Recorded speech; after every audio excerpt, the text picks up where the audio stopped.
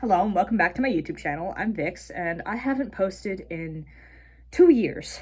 In those 2 years, a lot has happened, and probably the least significant has been me quitting YouTube, because I was not really a YouTuber in the first place, and I'm going to continue to not be a YouTuber in the second place. Now you might be wondering, why would you come back if you have no intention of being a YouTuber? Well, in those 2 years, I started another YouTube channel called Phantom, where I wanted to focus on my art. I only made one video, and it got 2 views. So, in that moment, I knew it was time for me to give up my new YouTube channel. And I thought I was done for good.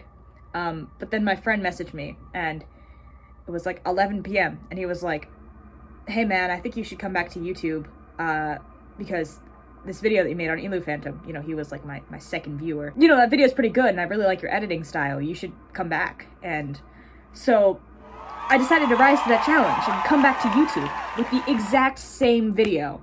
That's right, I'm just screen recording it from my other channel. I hope YouTube doesn't find out about this and shadow ban me somehow. And with that being said, welcome to my first sketchbook tour. Let me know if you like it. Also, let me know if you don't. And with that, on with the video. Apologies. Stupid apologies. Thank you for that segue.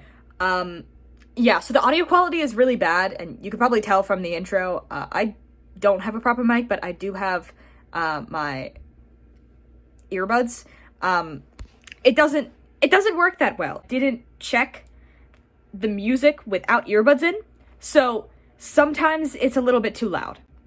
I'm sorry about that. I can't really fix it now because I don't even have the original clips. So you're just gonna have to bear with me and hope that you can understand everything that I'm saying. In this video, I'd like to just warn that I won't be showing this entire sketchbook. This is due to time and the fact that nobody wants to listen to an idiot blabbering on about how they used watercolor once. However, if you genuinely enjoy this, then let me know in the comments and I might do a follow-up video. But with that aside, welcome to my first sketchbook tour. It didn't work as well as I thought it would. Anyways, does anyone else think this looks like a scene out of Death Note? Oh, it's boring. The story behind this masterpiece is, I was bored and I felt like drawing a guy on a swing. Anyways, look at his ass. It's back when I was really into Blue Period, and because of that I decided to take art really seriously and also agonize over every single thing that I drew. That manga made me miserable, and I loved it. I was an art major 1 at school, and I felt that I had to take everything I did really seriously, even if I sucked at it. And sometimes, taking things really seriously meant drawing really long arms. And then I drew skulls, because I'm so emo. Fundamentally, my style was, it looks good until you look too closely. Pretty soon you'll begin to realize the inflated knees and weird people standing on the side. Neither of those things were intentional, by the way. After all of that BSing, studying, I finally drew humans, and what do you know? Gon looks more like a lemur. And here, an armless Laurent from The Great Pretender sits in my sketchbook next to some guy stretching. And he has both of his weirdly proportioned arms. No! And now, for a brief message from today's sponsor, my diffuser.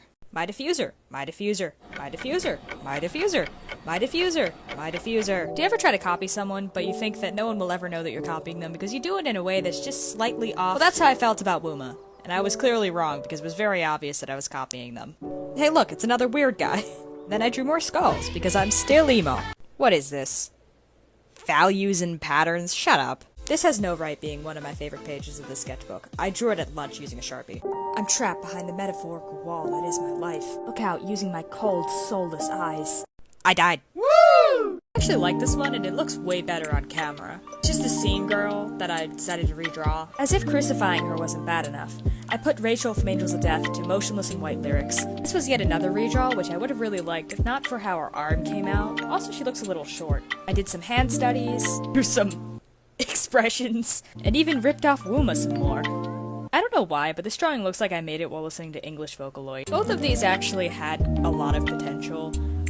I think if I would have redone this one, I probably would have just gotten rid of the eye, and this one I would have changed the posing. This one is from Event, aka when I was actually emo. This is actually fan art for a Loves music video. I just really thought the costumes were cool. This is an OC that was never made.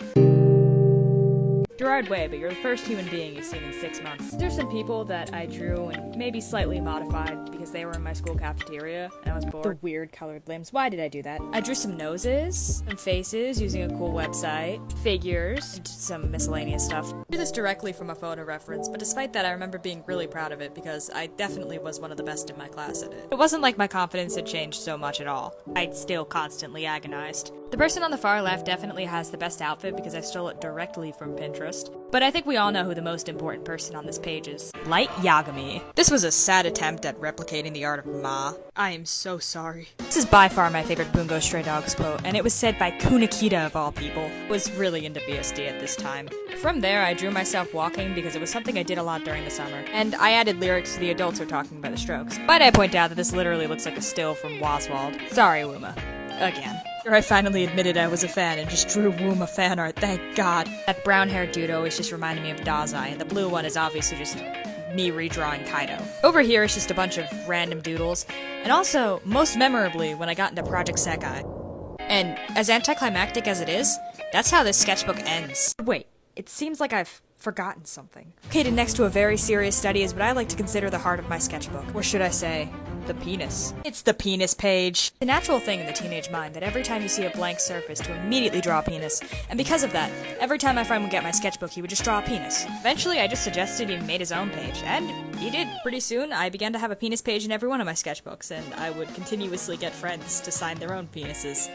Pause. On that horrible note, I hope you enjoyed this video, and I actually have a lot of other sketchbooks that I could do sketchbook tours on. So if you're interested, let me know. If you're not, let me know. Feel free to profess your undying hatred for me in the comments below. I do plan on reading them. And thank you so much for watching. I hope to make more videos soon.